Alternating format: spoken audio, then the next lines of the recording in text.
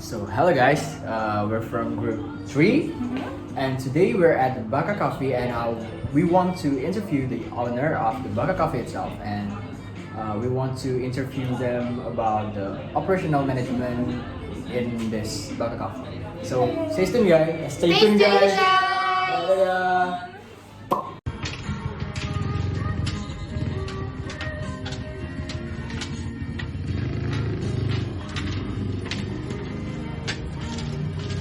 Bang, untuk penasaran nih Bang terkait SOP yang Bang sebutkan tadi, apakah ada SOP tertulis atau gimana gitu Bang?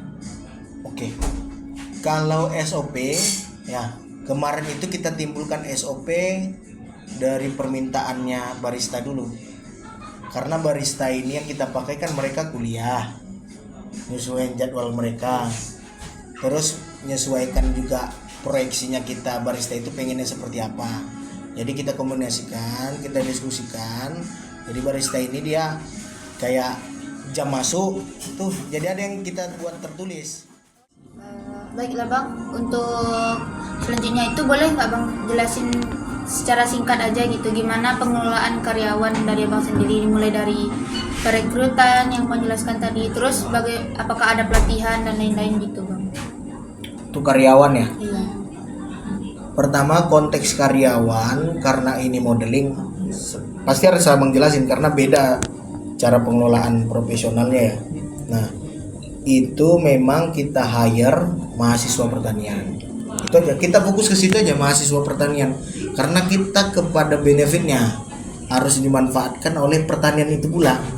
Karena ini punya AFTA, ya punya alumni, ya kita manfaatkan ya mahasiswa kita ataupun alumni-alumni kita.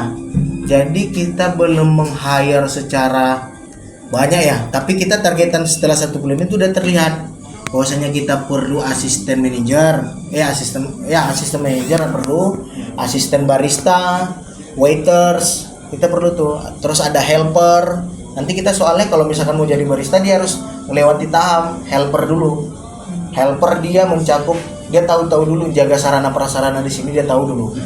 Nah, baru dia masuk ke ranah bar. Itu kan di barnya, masuk dia jadi asisten barista. Udah masuk ke dia ke produk coffee-nya. Nah, nanti kalau udah pasti dia baru dia sampai ke barista. Dan ketiganya punya step untuk dilatih juga. Ketiga-tiganya ini ngerti pelatihan.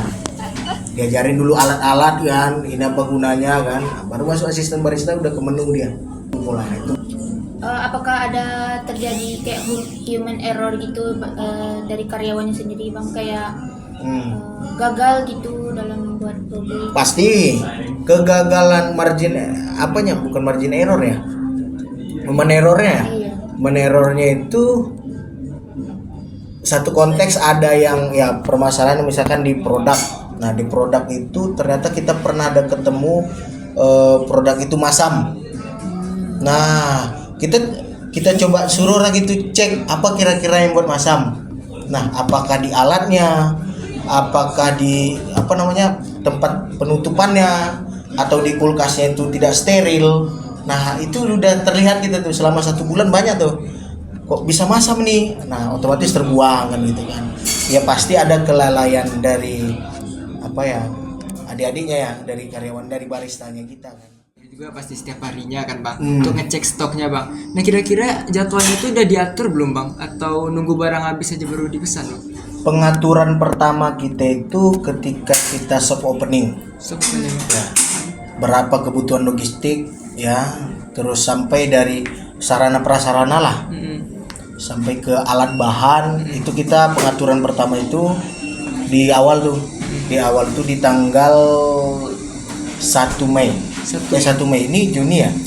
Iya Bang. Ini 1 Mei. 1 Mei karena kita tanggal 3 opening, soft openingnya di situ. Jadi pengaturannya masih pertama itu. Terus ketika kita running 1 bulan, barang-barang yang udah habis atau barang-barang tambahan kayak kemarin kita ada buka stand di Car Free Day, kita coba tes, kita coba cari tempat. Nah, itu kita tambah barang lagi, tambah alat lagi. Kita misalkan beli full bag tas pendingin.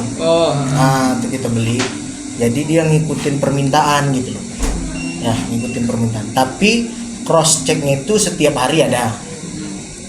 Setiap hari ada, itu yang kecil-kecil kan kadang pipet, kadang apa plastik atau kadang gula merah yang rasanya itu tidak mencakup apa namanya? Yang setiap hari harus dicek. Terus yang kedua ada yang per minggu. Per minggu itu kayak susu ya Lang ya. Ya, susu SKM, susu hazelnut. hazelnut, tergantung permintaan. Jadi per minggu itu memang kita cross check gitu.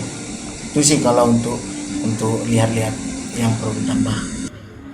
Komplain Dari konsumennya. Jadi secara operasional ya, antara kita dengan konsumen dari pelayanan kita ada beberapa yang udah kita coba perbaiki tuh. Contoh di luar kalau siang itu kan panas, sore itu kan panas. Udah kita tambah tuh kipas 2. Nah, terus kalau terkait orderan salah jarang, tapi orderan lupa ada. Nah, itu tergantung barisannya kan. Terus apa lagi ya? Ya perawatan tanaman di luar tuh karena orang kepanasan kan. Nah, kita udah mulai tanamin tanaman yang bisa tumbuh tinggi tuh. Jadi tanaman pagar.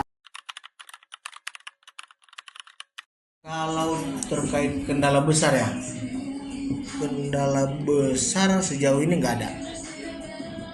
Ada masalah langsung dieksekusi, langsung dievaluasi, baik yang secara taktis ataupun langsung dikerjakan ataupun yang kita persiapkan.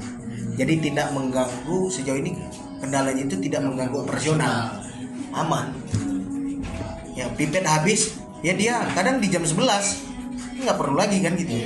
Udah, terus ada cupnya kan, aduh cup orang mau pesan nih. Nah kita punya cup cadangan, ya otomatis yang mengurangi nggak ada tempat untuk letakin logo kita kan gitu kan. Terus cupnya berbeda kan, kita nggak mau kayak gitu juga. Kita mau menjaga nama itu, brand itu juga sih.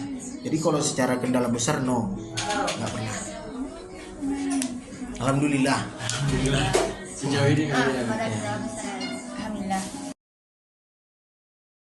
Baka Coffee has only been open for about bigger than 1 month. There are still obstacles in their operational management system. To improve operational performance, Baka Coffee is advised to immediately prepare to write in its OPs, such as for all main activities, such as service, cashier, kitchen, and cleaning, and train all employees to work according to procedures.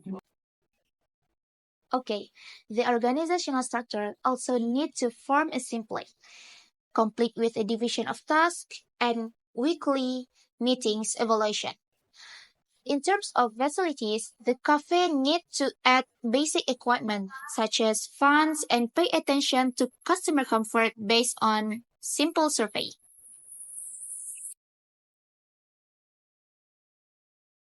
Stock management should be done with manual or digital recording, implementing the FIFO method, and conducting routine stock ordinance. Finally, stock management need to use a daily checklist, hot weekly evaluation, and profit incentive for employees who excel in order to maintain motivation and service quality. Nggak ada. Emang kayak itu gaya. Tiba-tiba refleks coy. Bagus ya?